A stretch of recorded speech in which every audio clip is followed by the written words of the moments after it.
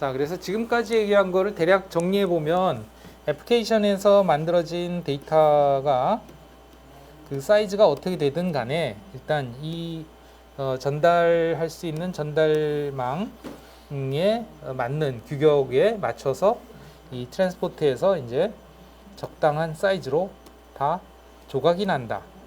그러니까 여기서 얼마나 커다란 데이터였든 뭐 예를 들면 뭐 1kb짜리였건 1MB였건 1GB 간에 어쨌든 모두 다 그 이 분할이 돼서 즉 여기서 세그먼트가 돼가지고 세그먼트로 분할이 돼서 그 분할된 규격 사이즈에 맞춰서 이 헤더를 붙여가지고 만들어진 것도 우리가 세그먼트다 이렇게 얘기했죠, 그죠?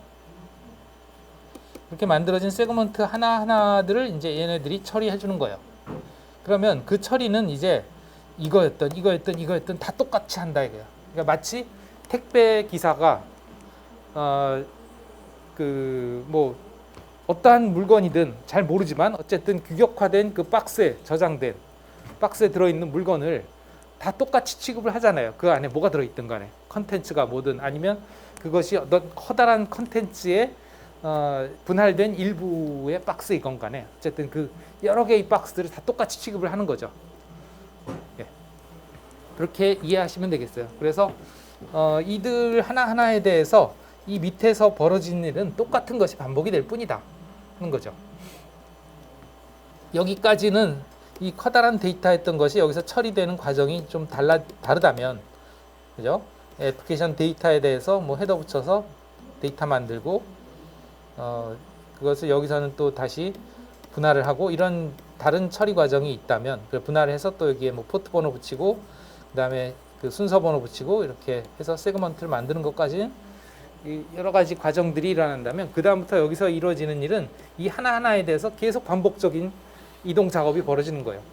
기사 아저씨야 뭐 주어진 박스를 그대로 이동시켜 줄 뿐이니까 네, 그렇게 이해하시면 되겠어요. 그래서 우리가 이제 오늘은 이쪽에 좀 초점을 맞춰서 얘기를 해보도록 하겠습니다. 그래서 우리가 앞에서 배운 지난 시간에 배웠던 이 1, 2, 3계층의 역할을 하는 액세스 디바이스와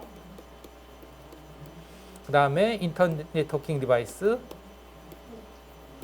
이 두 가지 디바이스가 어떻게 이러한 작업을 하는지를 한번 보도록 할게요.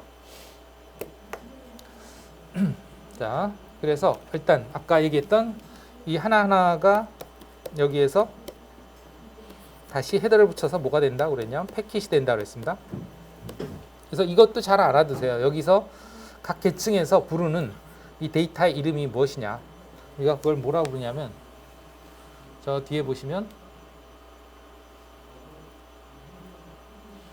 그 각 계층별로 부른 그 데이터의 그 단위에 대한 이름이 있습니다.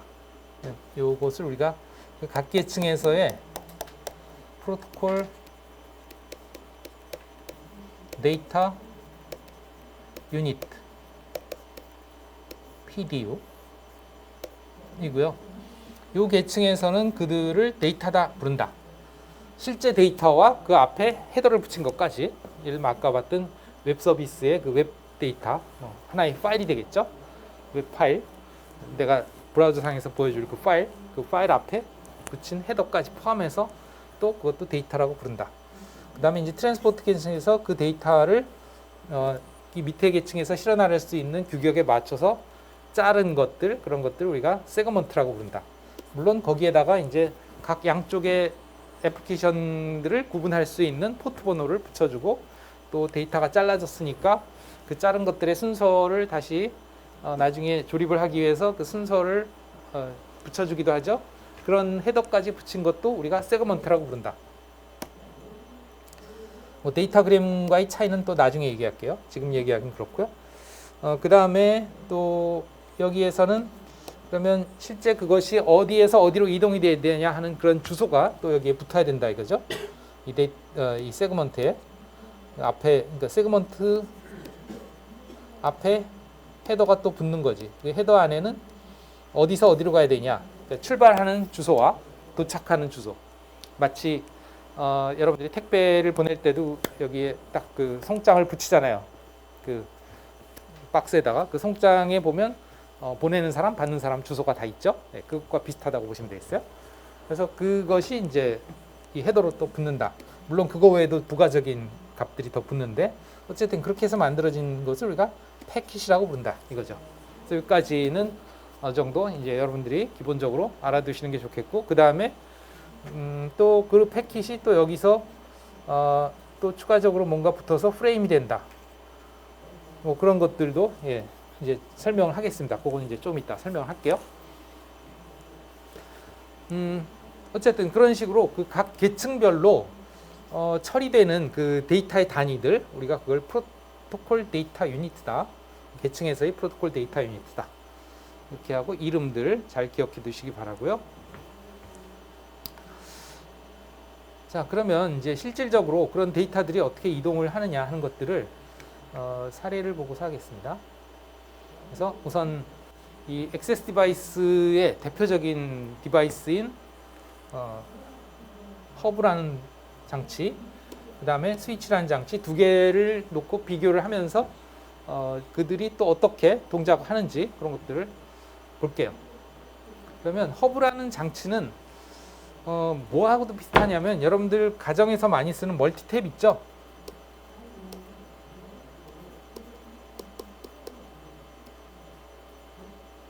탭, 네, 멀티탭. 멀티탭 아시죠? 그죠? 이런 플러그가 있어서 케이블이 있고 여기에 이제 뭐가 있어요? 이렇게 그 다시 플러그를 즉 전원 그 어떤 장치에 전원 케이블을 플러그를 꽂을 수 있는 그런 구멍들이 있죠, 컨센트들이. 그러면 이거는 어떤 특성을 가지냐? 여기 이제 이 벽에 이 콘센트를 꽂으면, 이 플러그를 꽂으면 여기 벽에서부터 오는 전기가 다 여기로 그냥 다 가죠. 똑같이. 그잖아요? 맞죠? 그죠? 그렇게 된다 이거예요. 그것과 비슷해요. 그래서 허브도 마찬가지예요. 그래서 여기에 이제 하나의 컴퓨터가 꽂히면 또 여기에 또 꽂히고 여기에 꽂히면 어떻게 되냐? 여기에서 전송하는 신호가 이리로 다 나타나요. 그냥 똑같이 복제돼서. 그게 허브 역할이에요. 그러니까 그냥 물리적으로 신호를 연장시켜 주는 거예요. 다른 포트로 모두. 그래서 우리가 그거를 계층 1기반이라고 이렇게 합니다. 계층 1이라는 게 뭐예요? 물리계층이죠. 그죠? 물리계층이라는 게 그야말로 물리적으로 신호라든가 어떤 기계적으로 예, 뭔가 역할을 하는 그런 장치고, 여기서의 물리계층은 그러니까 어떤 네트워크에서의 신호가 오갈 수 있는 어떤 전기적인 그런 통로의 역할을 한다, 이렇게 보시면 되죠. 허브는 그야말로 그냥 전기적인 신호의 통로 역할을 한다. 그래서 뭐 아무런 그 내부적인 기능이 별로 없어요. 그냥 여기에서 전달된 신호가 여기서 보내준 신호가 다른 포트에 연결된 컴퓨터로 그대로 전달되는 그런 용도이다, 이렇게 보시면 되겠습니다. 알겠죠?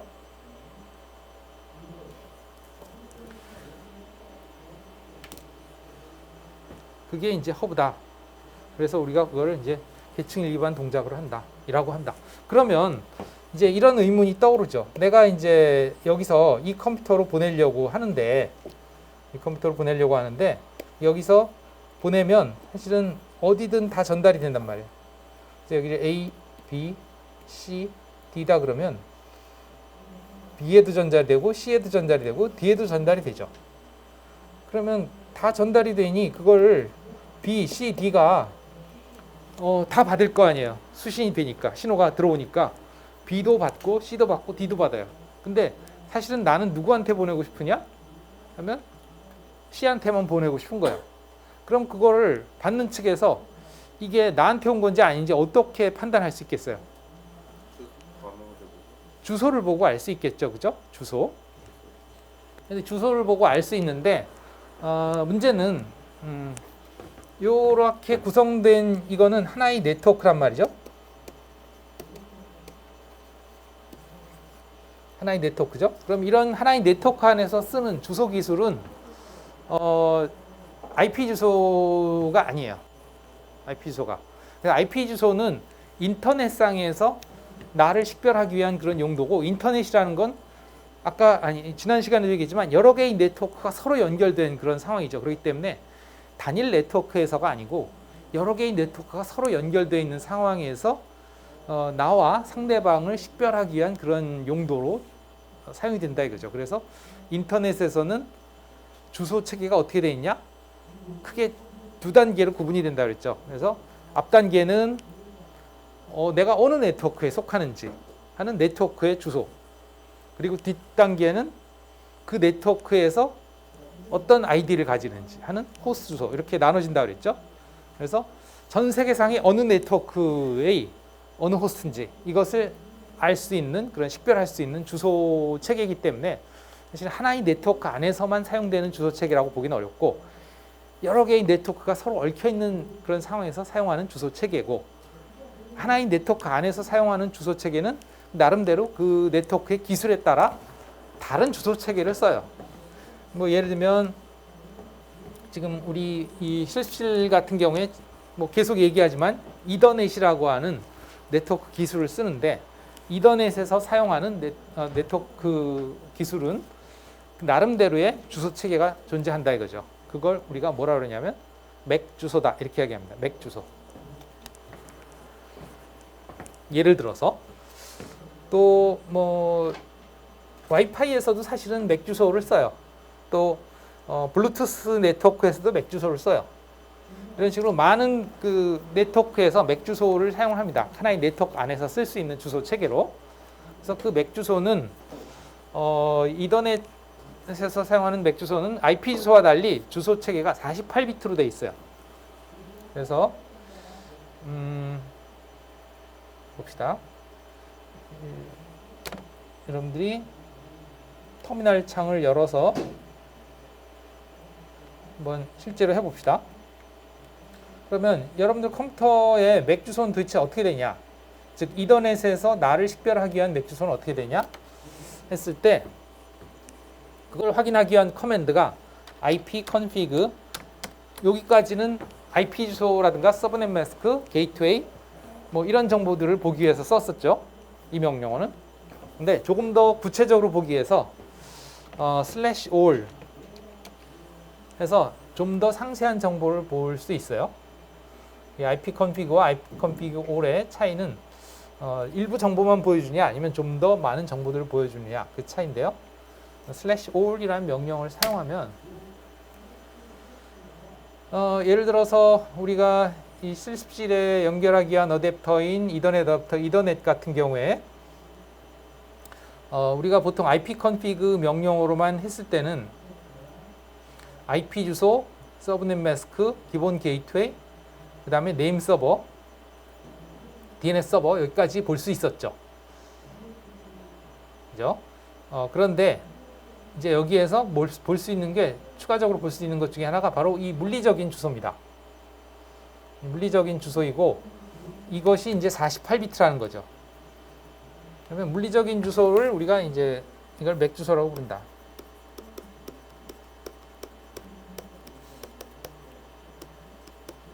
이 랜이라고 하는 건 이제 같은 그 가까운 거리에 있는 애들끼리 서로 연결된 네트워크, 우리 실스필 같은 네트워크를 의미해요. 하나의 단일한 네트워크로 연결되어 있는 그런 망, 로컬 에어리어 네트워크의 약자죠. LAN. 이더넷 랜에서, 이더넷 기술을 사용하는 랜에서 사용하는 호스트 식별 주소로서 맥 주소가 사용이 되고, 이거는 전부 다 16진수 표현입니다. 16진수로 지금 이게 몇 자리냐 하면 12자리죠. 하나, 둘, 셋, 넷, 다섯, 여섯, 일곱, 여덟, 아홉, 열, 열하나, 열둘. 그래서 12 곱하기 이 16진수 한 자리가 4비트예요. 48비트죠. 그죠? 그 다음에 이 48비트 중에 이 앞부분은 이건 제조사 코드입니다.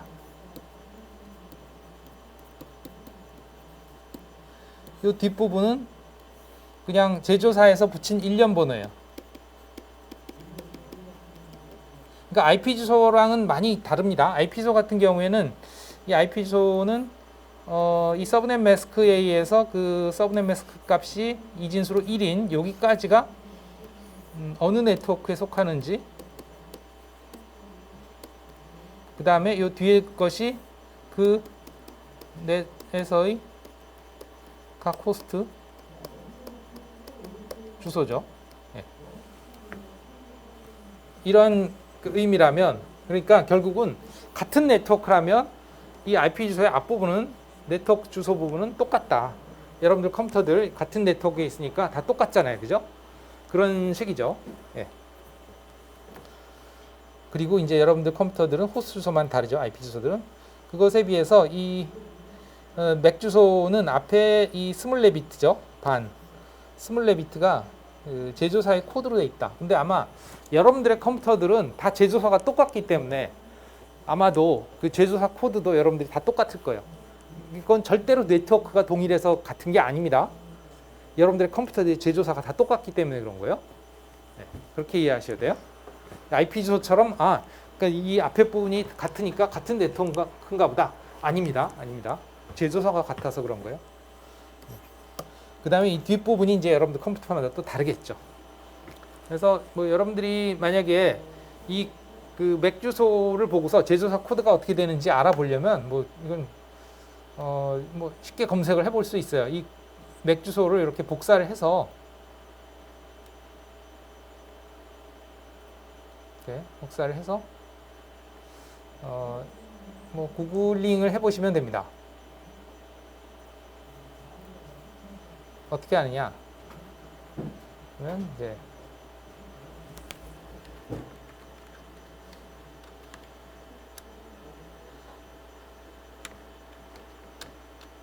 뭐 맥 주소 제조사 이렇게 해서 찾으면 여기 뭐 여러 가지가 나와요. 맥 주소 조회, 맥 주소 검색 이렇게 나오거든요. 네, 클릭해서 여기다 맥 주소를 집어넣어 보시면 검색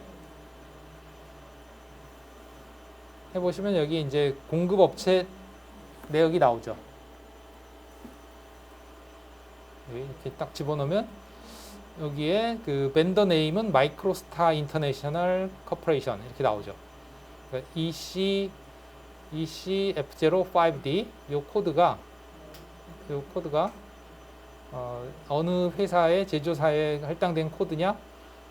마이크로스타 인터내셔널이라는 회사에서 제조한 것이다. 대만의 제조 업체군요. 대만의 그러니까 NIC 제조 업체인 거죠. 그 이더넷 연결을 시켜주는 그 이더넷 NIC의 그 회로의 제조사가 이거다, 마이크로스타다 하는 걸 알 수 있어요.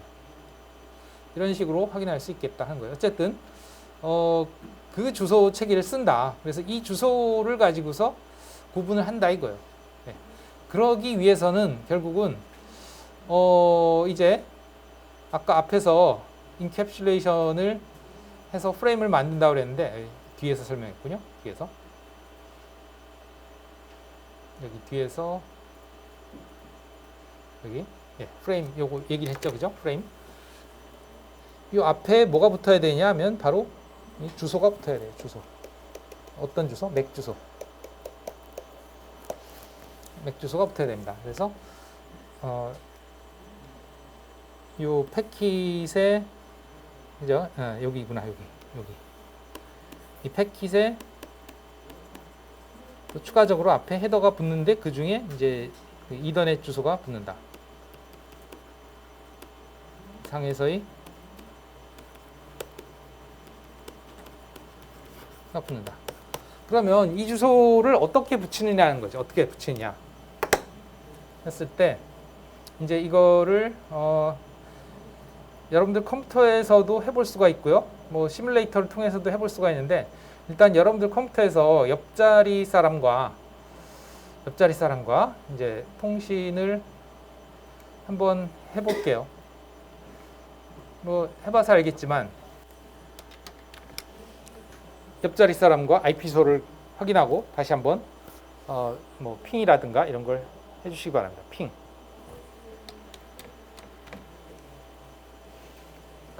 뭐 223.19, 4.165. 저는 그냥 1번으로 할게요. 1번은 우리 게이트웨이라고 했습니다. 이것도 같은 랜이기 때문에 165.1번. 이렇게 네트워킹을 하잖아요. 그러면 일단 나의 맥 주소는 내가 알죠. 나의 맥 주소는 내가 알아요. 왜? 아까 ipconfig/all 해서 확인해 봤잖아요. 그죠?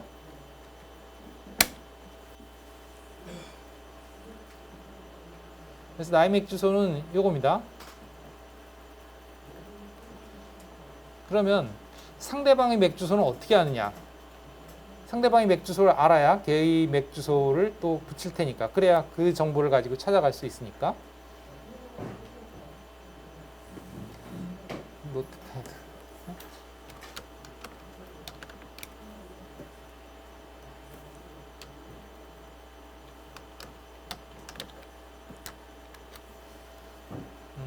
일단 요걸 붙여놓고요. 이게 내 거고요. 상대방 거는 어떻게 할 수 있냐면 arp-a라는 명령어를 실행하면 내가 통신을 한 상대방의 맥 주소를 확인할 수가 있는데요. 나는 사실은 이 23.19.4.165.1과만 통신한 게 아니고 여기에 깔려 있는 여러분들 컴퓨터 관리 프로그램 때문에 여기에 있는 컴퓨터들이 막 나올 거예요. arp-a 보면 많이 나옵니다. 여러분들은 얼마나 나오는지 모르겠는데 어쨌든 많이 나와요. 그 중에서 이제 23.19.4.165.1에 해당하는 맥 주소가 이거죠. 이런 식으로 맥 주소들을 볼 수 있어요. 각 그 랜상에 있는 컴퓨터들에. 여러분들도 옆에 사람하고 핑을 하고 나면 아마 그게 보일 거예요. 옆 사람의 IP 주소에 해당하는 맥 주소가. arp-a 커맨드. 그래서 저 같은 경우 이제 이렇게 확인이 됐습니다. 그래서 내 거 주소 223.194.165.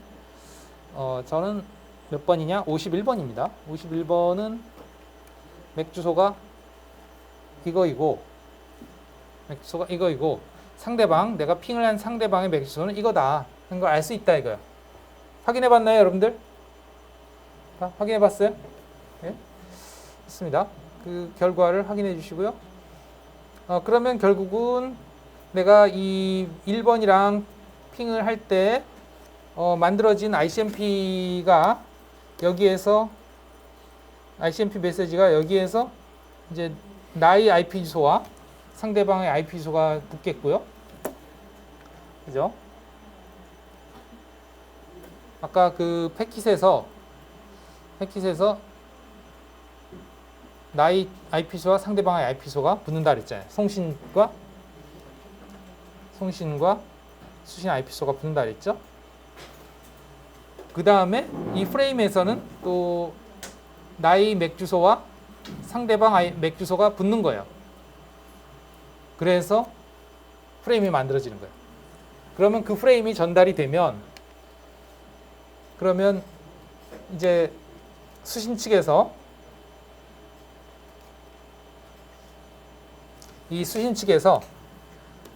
수신된 맥 주소를 보고 그 수신 측의 맥 주소를 보고서 이게 내 맥 주소면 내가 수신을 하는 거죠. 내가 보낸 호스트가 여기였다면 얘는 맥 주소가 일치하겠지.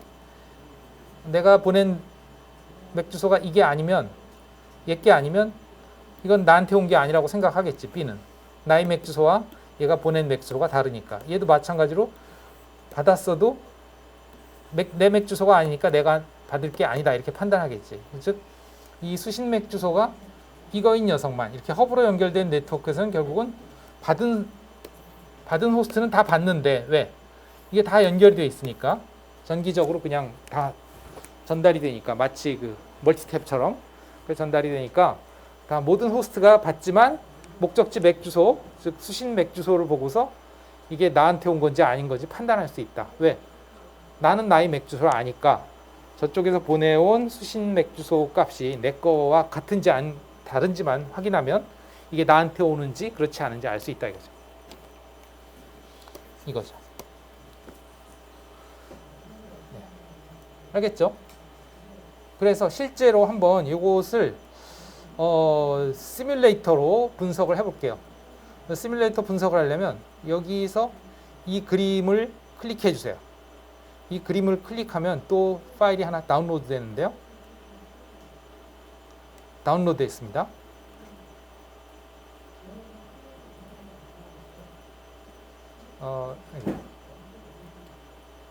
폴더 열기,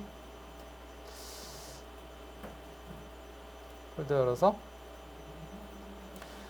파일 이름은 hub vs switch.pkt라는 파일이에요. 다운로드 폴더에 있습니다. hub vs switch.pkt. 요거를 마찬가지로 그 아까 실행했던 패킷 트레이서라고 하는 시뮬레이터 프로그램에서 여시면 되겠어요. 패킷 트레이서 프로그램이 지금 실행 중이죠. 그죠? 이 프로그램에서 열기 해가지고 뭐 지금 거는 그냥 저장하지 않고 끝내고 hub vs switch.pkt 파일을 열어서 이렇게 열면 이런 파일이 열립니다. 열렸나요?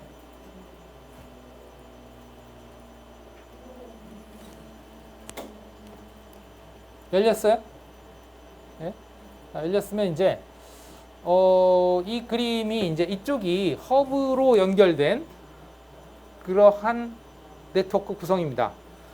이 허브라는 장치는 뭐 생긴 거는 스위치나 그렇게 다를 바는 없어요. 여기 그림에서 사진에서 보시면 저렇게 생겼습니다. 이렇게 생겼어요. 생긴 거는 다음 페이지에 있는 스위치나 뭐 그렇게 크게 다를 게 없어요. 스위치도 이게 지금 포트 수만 많다 뿐이지 겉모양은 사실은 크게 다를 바가 없습니다. 이렇게 이런 뭐예요? 그 랜 케이블에 그 커넥터를 연결할 수 있는, 그죠? 이걸 꽂을 수 있는 그런 포트들만 쭈루룩 있는, 그죠? 다음 페이지에 스위치도 마찬가지예요. 생긴 건 똑같아요.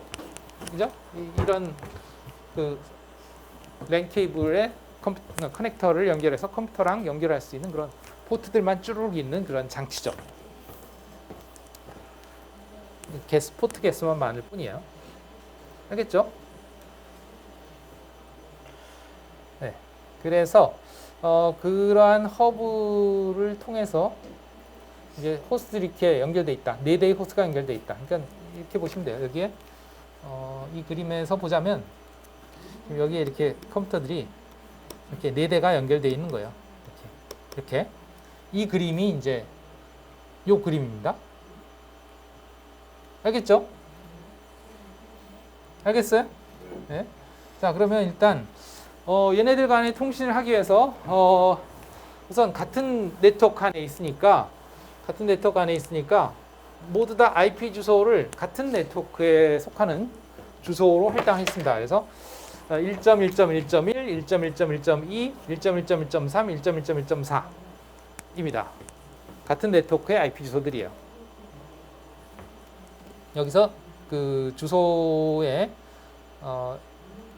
호스트 부분과 그 다음에 네트워크 부분을 구분해 보자면 1.1.1.1/8이라고 돼 있잖아요. 그죠? 이 중에서 어디까지가 네트워크 주소예요? 네? 어디까지가? 이 8비트가 네트워크 주소죠. 그래서 8비트가 네트워크면 이게 이제 총 32비트니까 그 다음에 이들은 각각 8비트, 8비트, 8비트, 8비트를 나타내니까, 그죠? 그러니까 여기까지가 네트워크 주소죠. 나머지 얘네들은 다 호스트 주소예요. 그러니까 요것만 같으면 다 같은 네트워크 주소인 거예요. 뒤에 것은 다르죠. 그죠? 1.1.1, 1.1.2, 1.1.3, 1.1.4 이렇게 다 다르잖아요. 그죠? 그래서 다른 네트워크입니다. 미안합니다. 다른 호스트 주소죠. 같은 네트워크에서. 그렇게 이해하시면 되겠고요. 그 다음에 이들의 각각의 맥 주소는 확인을 뭐 똑같이 해보실 수 있어요. 여기에서 ip config /all이라는 명령으로 확인할 수 있습니다.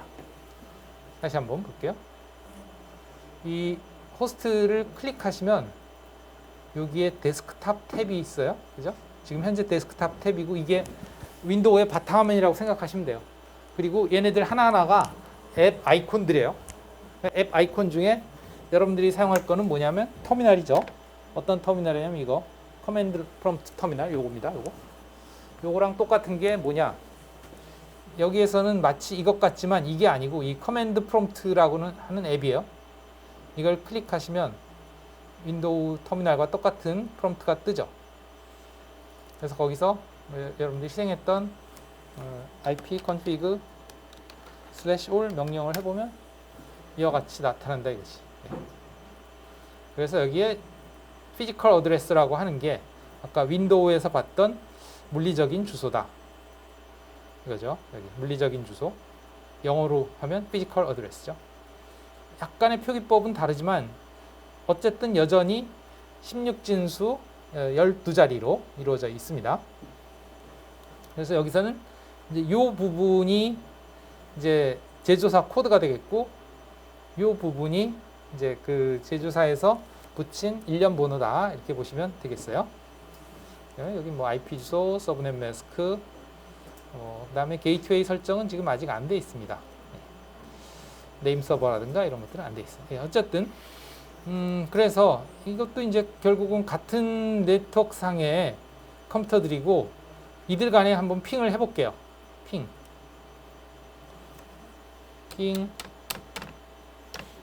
192.16 아니 미안합니다. 이게 아니지. 1.1.1. 어디로 해볼까요? 이 중에 지금 내가 1.1.1에 있단 말이에요. 여기서 몇 번? 이 중에 몇 번? 2번으로 해볼까요? 노트북으로 핑을 해보겠습니다. .2 하면 핑이 잘 되죠? 그죠? 네, 같은 랜상에서 핑이 됐어요. 자, 그러면 이 과정이 이제 어떻게 일어나는지를 조금 더 상세히 공부를 하려고 합니다. 그걸 위해서 여기에서는 좀 정보가 부족한 게 있기 때문에 여러분들의 현실 월드로 다시 올게요. 현실 월드로 와서 여기서 할게요. 일단 제가 임의로 다른 학생한테 핑을 해볼게요. 여기에 있는 다른 학생 61번으로 핑을 해보겠습니다. 61번 컴퓨터가 켜져 있기 때문에 누군지 모르겠는데 네, 핑 223.194.165.61번으로 핑을 했어요. 핑 잘 되죠? 네트워킹이 됐단 말이에요. 여기서도 뭐 똑같죠, 그죠? 같은 랜상에 있는 1.1.1.1에서 같은 랜상에 있는 1.1.1.2로 했어요. 저는 여기서는 23.194.165.51번에서 나는 51번인데 같은 네트워크에 있는 23.194.165.61로 핑을 했어요. 둘 다 똑같은 상황이죠. 안 그래요? 같은 네트워크에서 있는 호스트한테 핑을 했다. 그래서 성공을 했죠. 자, 그러면 여기서 이제 이 계층, 각 계층이 어떤 역할을 하느냐. 그래서 여기에 우선 아까 여기까지 얘기는 이제 뭐 어떻게 보면 잊어버려도 될 것 같아요. 그래서 어쨌든 여기서 만들어진 이 조각 하나하나들을 얘네들이 이동시켜준다. 어디에서? 이쪽 컴퓨터에서 이쪽 컴퓨터로 이동시켜주는 역할을 한다. 그게 이거다 이거죠. 그러면 이제 이게 뭐 웹 서비스였던 아니면 FTP였던 뭐 DNS였건 또 뭔가요? 뭐 RDP였건 시큐어 쉘이었건 어떤 애플리케이션에서 온 거든 어쨌든 여기 도착하면 다 조각들이죠. 여기서 이쪽 컴퓨터에서 이쪽 컴퓨터로 전달해줄 조각일 뿐이에요. 얘네들 입장에서 보면. 즉 IP 주소를 기반으로 운반을 해야 될 조각 하나하나들일 뿐이죠.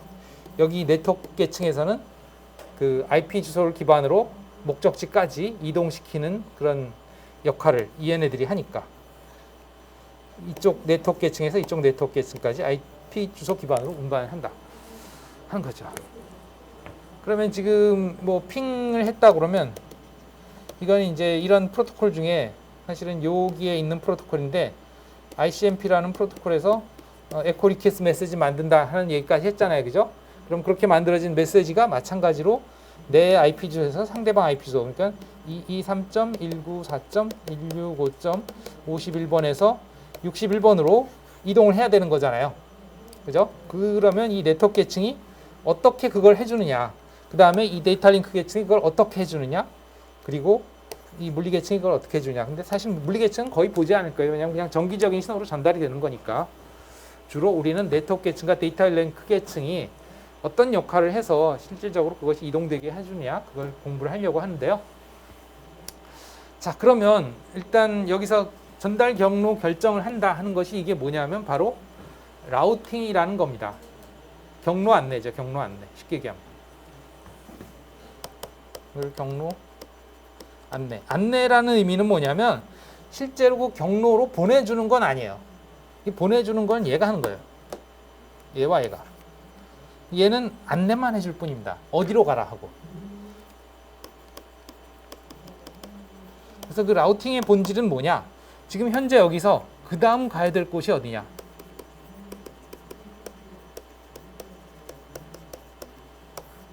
이거예요. 이거는 우리가 얘기 많이 했죠. 여기서 여러분들 집에 가려고 한다. 그럼 제일 먼저 여기서 어디로 가야 되냐? 버스 정류장이나 아니면 916으로 가야 된다. 그 얘기 했죠. 그죠?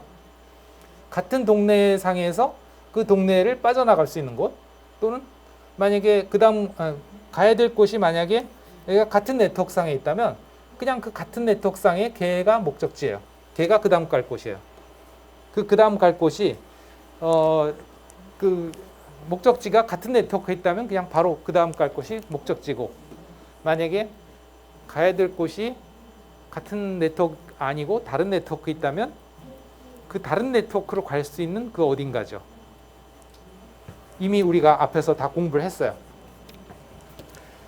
그러한 정보가 어디 들어있냐?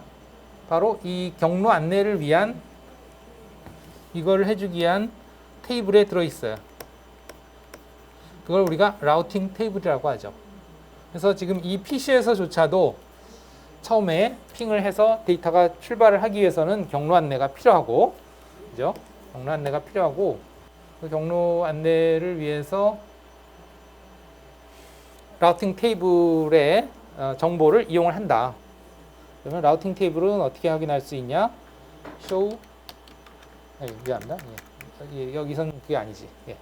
여기서 윈도우즈에서는 netstat -r 이라는 커맨드, 또는 뭐 route print라는 커맨드를 쓴다 하는 얘기를 했죠. netstat -r 해서 보는 거나, 아니면 해서 똑같이 route print 해서 보는 거나 똑같습니다. 결과는 양쪽이 똑같아요. 똑같죠? 예.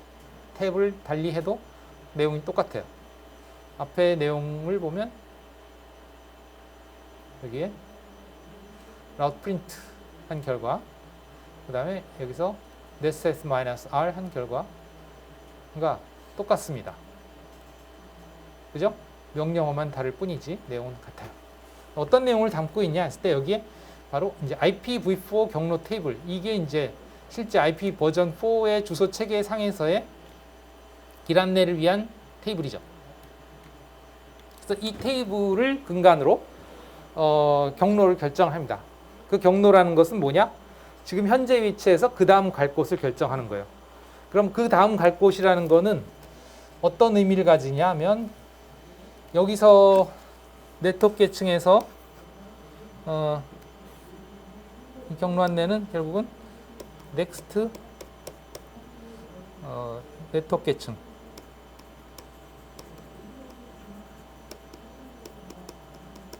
네트워크 넥스 장치의 네트워크 계층입니다. 그럼 네트워크 계층은 결국은 IP 주소 기반이기 때문에 넥스 장치의 IP 주소를 의미하죠.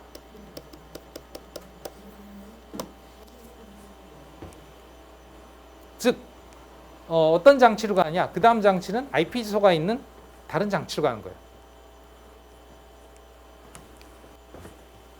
자, 그러면 이제 지금 우리 시나리오에서는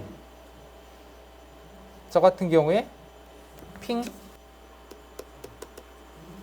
223.194.165.61로 했단 말이에요. 그죠? 이게 목적지예요. 그러면 이 목적지에 대한 넥스트 홉은 어디냐 하면 이제 이 테이블을 조회해 봐야 된다는 거죠. 이 주소에 매칭되는 라인을 찾아주세요. 이 중에 이 주소에 매칭되는 라인, 이 부분은 어떤 내용을 담고 있냐면 각각 네트워크 주소와 서브넷 매스크, 네트워크 주소와 서브넷 매스크, 이런 것들로 이루어져 있습니다. 우리가 이거는 얘기했죠. 그죠? 그래서 어떤 네트워크 주소와 서브넷 매스크가 있으면 그 네트워크에서 쓸 수 있는 호스트 주소의 범위를 알 수 있다고 그랬어요. 그러면 이 주소가 들어가는 주소의 범위는 어떤 것이겠냐? 1번, 2번, 3번, 4번, 5번, 6번, 7번, 8번, 9번, 10번, 11번, 12번, 13번 뭐 막 있는데 이 중에 어떤 것일 것이냐 하는 거죠. 이거를 여러분들이 이제 알 수 있어야 되죠. 물론 여러분들이 실제로 라우팅을 할 건 아니지만, 라우팅은 이 윈도우즈가 알아서 해주겠지만, 즉 넥스트홉을 결정해 주는 거는 윈도우즈가 알아서 해주겠지만 그 원리는 여러분들이 이해를 해야 된다는 거지. 네? 원리는. 자, 그럼 딱 봤을 때 어느 거일 것 같아요? 이 주소가 포함되는 주소 범위가 몇 번째일 것 같아요? 응? 딱 봐도 감이 오죠? 몇 번? 네? 저 번호 중에 몇 번일 것 같아요?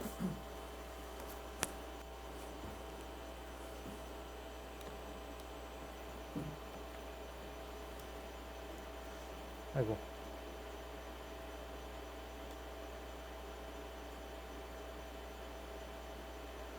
이 3.194.165.61 23.194.165.61이 포함되는 주소 범위 몇 번일 것 같아요? 예? 몇 번? 3번이요? 3번이 이거? 아이고, 이거요? 확대 해놓으니까 펜으로 그릴 수가 없네요. 그냥 확대 풀고 다시. 뭐 이 정도로 봐도 괜찮죠? 네? 3번이요? 아이고, 이게 위치가 바뀌어 버렸네. 이렇게 돼 있었죠, 위치가? 3번이면 요거요? 요거? 127.25.25.25 23.194.165.61 뭐 주소가 비슷한가요? 많이 다르지 않아요? 많이 다르죠? 이 주소가 해당되는 주소 범위. 아이고. 어느 걸까요?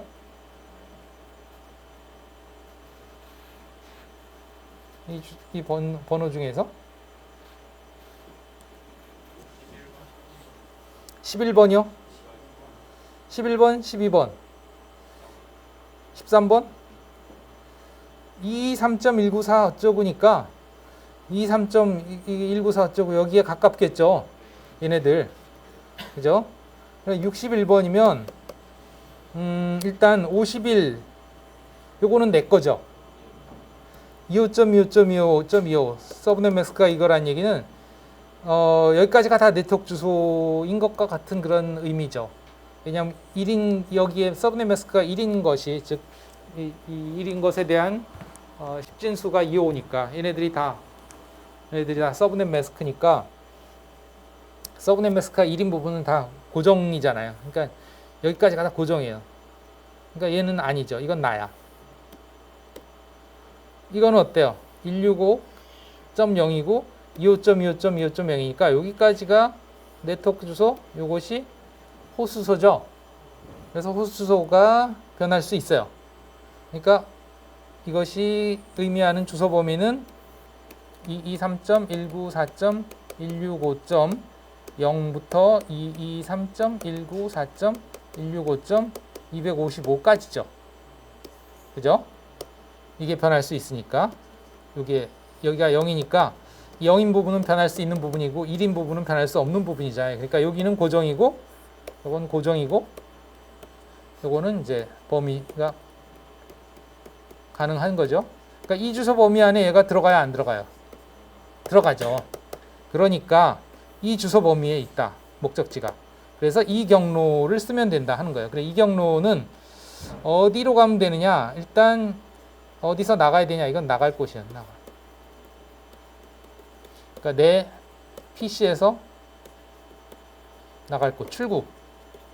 어디를 가려면 일단 나가야 거길 가잖아요. 그죠? 얘기했죠?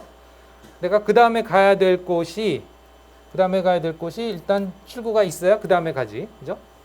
출구로 나가서 그 다음으로 가야 된다. 그래서 여기가 출구고, 여기가 뭐예요? 나죠? 내 PC IP 주소예요. 그 다음 갈 곳이 어디냐? 여기입니다. 여기. 그럼 이렇게 연결됨이라고 되어 있는 것은 그 다음 갈 곳이 바로 같은 네트워크 안에 있다. 거기에 연결돼 있다. 그런 뜻이에요. 그 다음에 갈 곳이. 그러면 같은 네트워크 안에 있다. 그러니까 즉 얘가 같은 네트워크 안에 있다. 그래서 바로 그 다음에 갈 곳이다. 하는 뜻입니다. 그래서 이제 얘가 넥스트홉 IP 주소가 되죠. 넥스트홉이 뭘로 결정되냐? 다 그 장치의 레이어 3 IP 주소로 결정이 돼야 된다. 이거. 그러니까 IP 주소를 갖는 장치로만 갈 수 있는 거예요. 그 다음에. 알겠죠? 그래서 여기가 넥스트홉 장치다.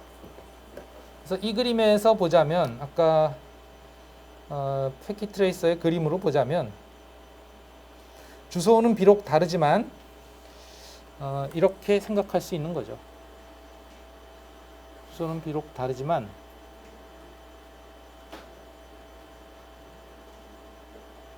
이 그림에서 놓고 보자면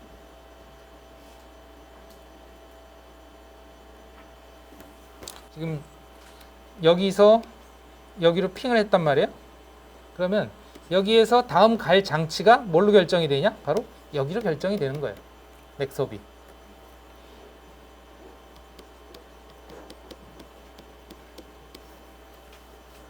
그래서 이 경우에는 같은 랜이면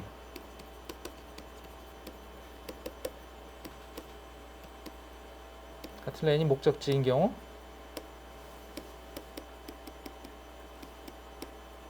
라우팅은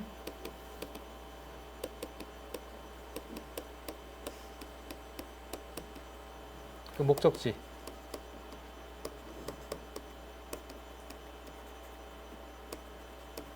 이렇게 되는 거죠.